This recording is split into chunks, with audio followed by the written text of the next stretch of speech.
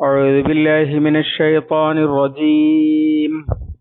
بسم الله الرحمن الرحيم. فإن لم تجدوا فيها أحدا فلا تدخلوها حتى يؤذن لكم وإن قيل لكم ارجعوا فارجعوا هو أزكى لكم والله بما تعملون عليم. അല്ലാഹു അലീം. സൂറത്തു നൂർ 28. ഫഇല്ലം തജിദു ഫീഹ, എന്നിട്ട് നിങ്ങൾ അവിടെ കണ്ടില്ലെങ്കിൽ, അഹദൻ, ആരെയും, ഫലാ തദ്ഖുലൂഹ, അപ്പോൾ നിങ്ങൾ അതിൽ പ്രവേശിക്കരുത്, ഹത്താ യുഅ്ദന ലക്കും, നിങ്ങൾക്ക് അനുമതി നൽകപ്പെടുന്നത് വരെ, വഇൻ ഖീല ലക്കും, നിങ്ങളോട് പറയപ്പെട്ടാൽ, ഇർജിഉ, നിങ്ങൾ തിരിച്ചു പോകുവീൻ എന്ന്, ഫർജിഉ, നിങ്ങൾ തിരിച്ചു പോകുവീൻ, ഹുവ, അതാണ്, അസ്കാ ലക്കും, നിങ്ങൾക്ക് ഏറ്റവും സംസ്കാര സമ്പന്നമായത്, വല്ലാഹു ബിമാ തഅമലൂന അലീം, അല്ലാഹു നിങ്ങൾ പ്രവർത്തിച്ചു കൊണ്ടിരിക്കുന്നതിനെ സംബന്ധിച്ച് അലീമാകുന്നു, അഥവാ നന്നായി അറിയുന്നവനാകുന്നു. ഫഇല്ലം തജിദു എന്ന് പറഞ്ഞാൽ കഴിഞ്ഞ ആയത്തിൽ പറഞ്ഞു, ലാ തദ്ഖുലു ബുയൂതൻ ഹത്താ തസ്തഅനിസു വതുസല്ലിമു അലാ അഹ്ലിഹ, അനുവാദം ചോദിക്കാതെ നിങ്ങളുടേതല്ലാത്ത വീടുകളിൽ കടന്നു ചെല്ലരുത് എന്ന്. അങ്ങനെ അനുവാദം ചോദിച്ചിട്ട് എന്നാണ് ഫ എന്ന് പറഞ്ഞതിന്റെ അർത്ഥം. ഫഇല്ലം തജിദു, അപ്പോ അവിടെ വീട്ടിൽ ചെന്ന് അസ്സലാമു അലൈക്കും, അദ്ഖുലു, അസ്സലാമു അലൈക്കും, ഞാൻ വരട്ടെ, ഞാൻ പ്രവേശിക്കട്ടെ എന്നൊക്കെ ചോദിച്ചാൽ ചിലപ്പോൾ അവിടുന്ന് മറുപടി ആരാന്ന് ചോദിക്കും. അപ്പോൾ ഇന്ന ആളാണ് എന്ന് പറയുന്നു. സല്ലല്ലാഹു അലൈഹി വസല്ലമയോട് ഉമർ റളിയല്ലാഹു അൻഹു അദ്ഖുലു ഉമർ, ഉമർ പ്രവേശിക്കട്ടെ എന്നൊക്കെ ചോദിക്കുമായിരുന്നു. വെറുതെ ഞാൻ പ്രവേശിക്കട്ടെ എന്ന് പറഞ്ഞാൽ ആരാ, ഞാനാണെന്ന് പറഞ്ഞാൽ ഞാനാണെന്ന് പറഞ്ഞാൽ ആരാണെന്ന് റസൂല് ചോദിച്ചത് ഹദീസിൽ കാണാം. അപ്പൊ അങ്ങനെ ആളെ വ്യക്തമാക്കിയിട്ട് പ്രവേശിക്കാൻ അനുവാദം തരാൻ അവിടെ ആരും കാണുന്നില്ല. വിളിച്ചിട്ട് ചിലപ്പോൾ വാതിൽ തുറന്നു കിടക്കുന്നുണ്ടാകും, എന്നാലും അകത്തേക്ക് നോക്കുക പോലും ചെയ്യരുത്. പകരം അകത്തേക്ക് നോക്കാതെയാണ് അനുവാദം ചോദിക്കേണ്ടത്. കഴിഞ്ഞ ആയത്തിൽ അത് വിശദീകരിച്ചു. എന്നിട്ട് അവിടെ അനുവാദം തരാൻ യാതൊരു പ്രതികരണവും കേൾക്കാനില്ല. അങ്ങനെയാണെങ്കിൽ നബി സല്ലല്ലാഹു അലൈഹി വസല്ലം പറഞ്ഞിട്ടുണ്ട്, അനുവാദം ചോദിക്കൽ 3 തവണയാണ് എന്ന്. ഇടവിട്ട് 3 തവണ സലാം പറഞ്ഞു, വിളിച്ചു, എന്നിട്ടൊന്നും ആരെയും കാണാനില്ല എങ്കിൽ ആരും അപ്പം മനസ്സിലായി അവിടെ ആരുമില്ല. അതാണ് ഫഇല്ലം തജിദു എന്ന് പറഞ്ഞാൽ അന്വേഷിച്ചിട്ടും അവിടെ ആരെയും കണ്ടില്ല എന്നാണ്. ഈ കാണുക എന്നുള്ള വാക്ക് പല വാക്കുണ്ടല്ലോ അറബിയിൽ. റഅ എന്ന് പറഞ്ഞാല് പിന്നെ കൺമുമ്പിൽ കണ്ടു എന്നാണ്, നോക്കിയപ്പോ കണ്ടു. വജദ എന്ന് പറഞ്ഞാൽ അന്വേഷിച്ചപ്പോ കണ്ടു എന്നാണ്. അതുപോലെ നളറ എന്ന് പറഞ്ഞാൽ നോക്കി അപ്പോ കണ്ടു എന്നാണ്. റഅ കണ്ണു തുറന്നപ്പോ കണ്ടു, നളറ ശ്രദ്ധിച്ചു നോക്കിയപ്പോ കണ്ടു, വജദ അന്വേഷിച്ചപ്പോ കണ്ടു. പിന്നെ കുറെ വാക്കുകളുണ്ട്, ഇനിയുണ്ട്. തഖിഫ എന്ന് പറഞ്ഞാൽ കണ്ടുമുട്ടി എന്നാണ്. എങ്ങനെ കണ്ടുമുട്ടി? അന്വേഷിച്ച് കാത്തിരുന്നപ്പോ കണ്ടുമുട്ടി. ഫഖ്തുലൂഹും ഹൈസു സഖിഫ്തും എന്ന് പറഞ്ഞത്. പിന്നെ ലഖിയ എന്ന് പറഞ്ഞാൽ മീറ്റ്, യാദൃച്ഛികമായി എവിടെ വെച്ച് കണ്ടുമുട്ടിയപ്പോ കണ്ടു. പിന്നെ അൽഫ ഉണ്ട്, അത് ആലോചിച്ചപ്പോ കണ്ടു എന്നാണ്. മാ അൽഫൈന മിൻ ആബാഇന, ഞങ്ങളുടെ പിതാക്കന്മാരിൽ ഞങ്ങൾ കണ്ടത്. ഇങ്ങനെ ഒരുപാട് വാക്കുകളുണ്ട്. അപ്പൊ ഇവിടെ ഫഇല്ലം തജിദു ഫീഹ എന്ന് പറഞ്ഞാല് മറുപടിയൊന്നും കാണാതായപ്പോ അവിടെ പരിസരമൊക്കെ ഒന്ന് നിരീക്ഷിച്ചു, അവിടെ ആരും കാണാനില്ല. വാതിൽ തുറന്നു കിടക്കുന്നുണ്ട്, അല്ലെങ്കിൽ അടഞ്ഞു കിടക്കുന്നുണ്ട്, പക്ഷെ ആളുകൾ ഉള്ളതിന്റെ ലക്ഷണമൊന്നും കണ്ടില്ല. ഫലാ തദ്ഖുലൂഹ, അപ്പോൾ നിങ്ങൾ അതിൽ കടക്കരുത്. അനുവാദം തരാൻ ആരും ഇല്ലാത്തത് കൊണ്ട് കടക്കുകയാണെന്ന് വിചാരിച്ച് കടക്കരുത് എന്നർത്ഥം. കാരണം ഒന്നുകിൽ മിണ്ടാതിരിക്കുന്നത് അനുവാദം തരുന്നില്ല എന്ന് പറയാൻ മടിയുള്ളത് കൊണ്ടായിരിക്കും, അല്ലെങ്കിൽ അനുവാദം തരാൻ വയ്യാത്ത, അല്ലെങ്കിൽ മറുപടി പറയാൻ പോലും കഴിയാത്ത എന്തോ അവസ്ഥയിലായിരിക്കും. ഉദാഹരണമായിട്ട് ആള് നിസ്കരിക്കുകയായിരിക്കും, അകത്തുള്ള ആൾ നമസ്കാരത്തിലായിരിക്കും ചിലപ്പോൾ, അപ്പൊ അയാൾക്ക് മിണ്ടാൻ കഴിഞ്ഞോളണമെന്നില്ലല്ലോ, അല്ലെങ്കിൽ ഉറക്കത്തിലായിരിക്കും. എങ്ങനെയാണെങ്കിലും ശരി, അനുവാദമില്ലാതെ അകത്തേക്ക് കടക്കരുത്. അത് പിശാചിന്റെ കാൽപ്പാട് പിന്തുടരലാണ്. അതാണ് മുകളിൽ പറഞ്ഞത്, അതിന്റെ താഴെ പറയുന്ന വിഷയമാണത്. ഹത്താ യൂസനലക്കും, നിങ്ങൾക്ക് അനുമതി നൽകപ്പെടുന്നത് വരെ പ്രവേശിക്കരുത് എന്ന് പറഞ്ഞാൽ, ആള് ആരെയും കണ്ടില്ല, പിന്നെ ദൂരെന്ന് വിളിച്ചു പറഞ്ഞു നിങ്ങൾ കയറിക്കൊള്ളൂ. അങ്ങനെയാണെങ്കിൽ ആളില്ല, അവിടുന്ന് അകത്തുനിന്ന് മറുപടി കിട്ടിയില്ല, പുറത്തുനിന്ന് കിട്ടിയാലും കയറാം, അല്ലെങ്കിൽ അവിടെ നിന്നോളൂ ഞാൻ വരാം, ഇങ്ങനെയൊക്കെയുള്ള അനുമതി തന്നാലേ പ്രവേശിക്കാം എന്നർത്ഥം. വൈൻ ഖീലലക്കും ഇർജിഉ ഫർജിഉ, ആളില്ല പൊയ്ക്കോളൂ, അകത്ത് കടക്കണ്ട എന്ന് അവിടുന്ന് പറയപ്പെട്ടാൽ, അകത്തുനിന്ന് ആള് വിളിച്ചു പറഞ്ഞു കടക്കട്ടെ എന്ന് ചോദിച്ചപ്പോൾ വേണ്ടാന്ന്, അല്ലെങ്കിൽ നിങ്ങൾ ഇപ്പൊ തിരിച്ചു പോയിക്കോളൂ എന്ന് പറഞ്ഞു, എന്തെങ്കിലും കാരണമുണ്ടാകും. കാരണം വീട് എന്ന് പറഞ്ഞത് മനുഷ്യന്റെ പ്രൈവറ്റ് സ്ഥലമാണ്. ആ പ്രൈവസിക്കാണ് മുൻഗണന. അത് ലംഘിക്കാൻ ആർക്കും അനുവാദമില്ല. അകത്തേക്ക് കടക്കണമെങ്കിൽ ആളുടെ അനുവാദം വേണം. പക്ഷെ പറഞ്ഞത് ഇപ്പോൾ സംസാരിക്കാൻ താല്പര്യമില്ല, അല്ലെങ്കിൽ ഇപ്പോൾ നിങ്ങളെ മീറ്റ് ചെയ്യാൻ സാധിക്കുകയില്ല, ഇപ്പോൾ വേറെ പണിയിലാണ്, അല്ലെങ്കിൽ ഉറങ്ങുകയാണ്, അല്ലെങ്കിൽ നമസ്കരിക്കുകയാണ്, അതുപോലെ പലതും ആകാലോ വീട്ടിനകത്ത്. ഇങ്ങനെയുള്ള സന്ദർഭത്തിൽ തിരിച്ചു പോകണം എന്ന് പറഞ്ഞാൽ തിരിച്ചു പോകണം. ഹു അസ്കാലക്കും, അതാണ് നിങ്ങൾക്ക് സംസ്കാര സമ്പന്നമായിട്ടുള്ളത്. അഥവാ വീട്ടിലുണ്ടായിട്ട് എന്താണ് ചെന്നിട്ട് വാതില് തുറക്കാത്തത്? അങ്ങനെ ചവിട്ടിപ്പൊളിച്ച് തുറക്കുക, തള്ളി തുറക്കുക, അല്ലെങ്കിൽ തുറന്നു കിടക്കുന്ന വാതിലിലൂടെ ഇടിച്ചു കയറി അനുവാദമില്ലാതെ തന്നെ ചെല്ലുക. അനുവാദം ചോദിക്കാതെ കടന്നു ചെന്ന ഒരുത്തനോട് നബി സല്ലല്ലാഹു അലൈഹി വസല്ലമ തിരിച്ചു പോയിട്ട് സലാം പറഞ്ഞ് ഖുൽ അസ്സലാമു അലൈക്കും അദ്ഖുൽ, അസ്സലാമു അലൈക്കും, ഞാൻ പ്രവേശിക്കട്ടെ എന്ന് ചോദിച്ചിട്ട് പോകാന്ന് പറഞ്ഞ് പഠിപ്പിക്കാൻ വേണ്ടി തിരിച്ചയച്ചത് ഹദീസിൽ വന്നിട്ടുണ്ട്. അപ്പൊ അത് പഠിപ്പിക്കൽ എല്ലാവരുടെയും പണിയല്ലല്ലോ. അതുകൊണ്ട് തന്നെ ഇപ്പോൾ കാണേണ്ടതില്ല, ഇപ്പോൾ അകത്തേക്ക് കടക്കേണ്ടതില്ല എന്ന് പറഞ്ഞാൽ പിന്നെ ആളുകളുടെ പ്രൈവസിയിലേക്ക് ഇടിച്ചു കയറരുത്. ഫർജിഉ ഹു അസ്കാലക്കും, പിന്നെ അവിടെ കണ്ടില്ല എന്ന് പറഞ്ഞില്ലേ, എത്തി നോക്കുക.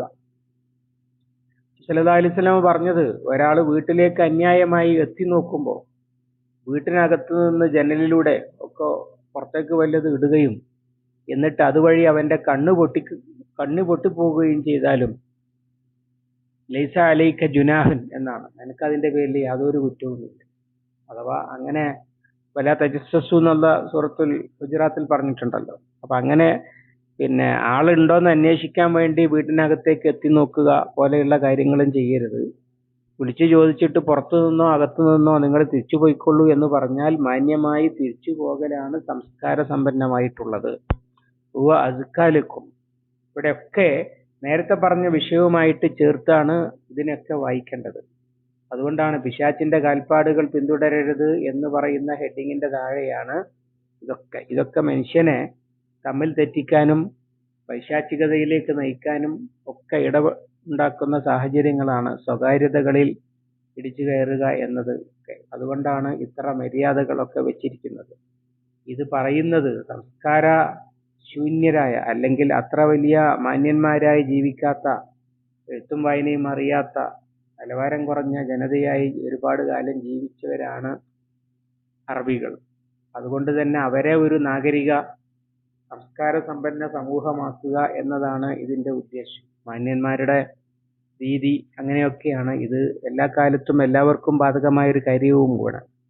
അഥവാ പരസ്പര വിശ്വാസവും പരസ്പരം പെരുമാറ്റത്തിലൊക്കെയുള്ള മാന്യതയും അത് പരിശുദ്ധ ഖുർആൻ വളരെ കാര്യത്തിലാണ് എടുക്കുന്നത്. ഖുർആനിന്റെ ഒരു പൊതു പ്രത്യേകതയായിട്ട് നമുക്ക് കാണാൻ കഴിയുക, നമുക്ക് വളരെ പ്രധാനപ്പെട്ടത് എന്ന് തോന്നുന്ന അള്ളാഹുവും മനുഷ്യനും തമ്മിലുള്ള ബന്ധത്തിലെ കാര്യങ്ങൾ അത് വളരെ പിശുക്കിയാണ് സംസാരിക്കുക. അഥവാ നമുക്ക് തോന്നും അള്ളാഹു താല പറയേണ്ടത് മുഴുവൻ ഇങ്ങ് പറഞ്ഞുകൂടായിരുന്നില്ലേ എന്ന്. ഉദാഹരണമായിട്ട് നമസ്കാരത്തിന്റെ രീതി, മുസ്ലിങ്ങൾ തമ്മിൽ സംവാദം വരെ ഉണ്ടാകുന്ന വിഷയമാണ്. പക്ഷെ അള്ളാഹു താല അഖീമുസ്സലാത്ത എന്ന് പറയാന്നല്ലാതെ എങ്ങനെയാണ് നമസ്കരിക്കണമെന്ന് കൃത്യമൊരു രീതി ഒരിടത്തായിട്ട് ഒറ്റ പേജിൽ സൂക്ഷ്മമായിട്ട് നമ്മൾ പ്രധാനം കൊടുക്കുന്ന ചെറിയ കാര്യങ്ങൾ വരെ വിശദീകരിച്ച് പറഞ്ഞു തന്നിട്ടില്ല. അതേ സമയത്ത് സംസാരം, നടത്തം, മനുഷ്യന്റെ പരസ്പരമുള്ള പെരുമാറ്റം, ഇങ്ങനെ തുടങ്ങി ചെറിയ കാര്യങ്ങളെന്ന് നമുക്ക് തോന്നുന്ന കാര്യങ്ങളിൽ വളരെ വളരെ പരത്തി വിശദീകരിക്കുകയാണ് അള്ളാഹു താല ചെയ്യുന്നത്. കാരണം ഒരു മനുഷ്യന്റെ ആരാധനയിലെ അനുഷ്ഠാനത്തില് ആത്മാർത്ഥമായിട്ട് ചെയ്താലും വല്ല അറിവില്ലായ്മയുടെ പേരിൽ വല്ല വീഴ്ചയും വന്നിട്ടുണ്ടെങ്കിൽ അത് ആത്മാർത്ഥത ഇഖ്ലാസ് ഒക്കെ പരിഗണിച്ച് അള്ളാഹ്ക്ക് പൊറുക്കാവുന്നതേ ഉള്ളൂ. അതേ സമയത്ത് രണ്ട് മനുഷ്യർ തമ്മിൽ ഇടഞ്ഞാൽ, അവർ തമ്മിൽ മാനസികമായി പൊരുത്തക്കേടുകൾ ഉണ്ടായാൽ അത് വലിയ വിഷയങ്ങളായിട്ട് മാറും. അതുകൊണ്ട് തന്നെ മനുഷ്യനും മനുഷ്യനും തമ്മിലുള്ള കാര്യത്തിൽ സംസാരിക്കുമ്പോൾ അല്ലാഹു തആല അവന്റെ കലാമിൽ വളരെ പരത്തി വിശദമായി പ്രാധാന്യമുണ്ട് എന്ന് നമുക്ക് തോന്നാത്ത കാര്യങ്ങൾ വരെ പറയുന്നത് കാണാൻ കഴിയും. അതാണ് ഇവിടെ അനുവാദം ചോദിക്കണം എന്ന് പറഞ്ഞു. അനുവാദം തരാൻ ആരെയും കാണുന്നില്ലെങ്കിൽ, അനുവാദം കിട്ടാത്തത് കൊണ്ട് ഇടിച്ചു കയറരുത്, തിരിച്ചു പോരണം എന്ന് പറയപ്പെട്ടാൽ യാതൊരു മനപ്രയാസവും ഇല്ലാതെ തിരിച്ചു പോരലാണ് മാന്യത. അസ്കാലക്കും അല്ലാഹു ബിമാ തഅമലൂന അലീം. അള്ളാഹു നിങ്ങൾ പ്രവർത്തിക്കുന്നതിനെ സംബന്ധിച്ച് സൂക്ഷ്മമായി അറിയുന്നവനാണ്.